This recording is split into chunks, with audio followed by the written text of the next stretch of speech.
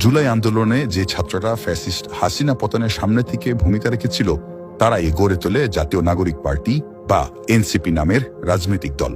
এর আত্মপ্রকাশ ঘটে 2025 সালের 28 ফেব্রুয়ারি। কেবলমাত্র 1 মাস পেরিয়েছে নতুন দলটির। তাদের উপর দেশের মানুষের অনেক আশা, কিন্তু এই কদিনে দলটির বিরুদ্ধে চাঁদাবাজির এত অভিযোগ এসেছে যে 1 মাস বয়সী একটি দলের ক্ষেত্রে যা চিন্তাও করা যায় না। প্রথম আলো লিখেছে, কয়রায় এনসিপির কমিটি নেই, তবু ইফতারের নামে চাঁদাবাজির অভিযোগ। 400 কোটি টাকা কমিশন বাণিজ্যে জড়িত থাকার অভিযোগ নতুন দলের নেতার বিরুদ্ধে।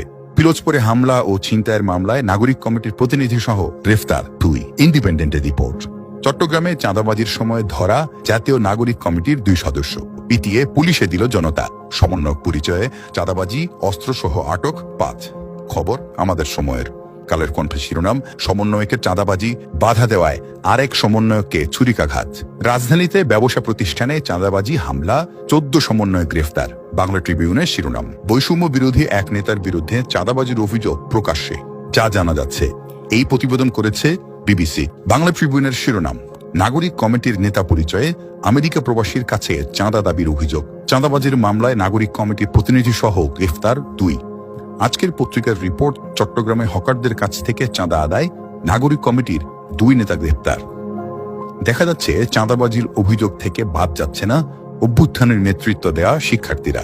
বৈষম্য বিরোধী আন্দোলনের সমন্বয়কদের নাম কিংবা পরিচয়ে চাঁদাবাজির অভিযোগ নিয়মিতই আসছে। এখন চলছে এনসিপির নামে চাঁদাবাজি। অর্থাৎ ক্ষমতার পরিবর্তন হয়েছে, কিন্তু চাঁদাবাজির সংস্কৃতি পরিবর্তন হয়নি।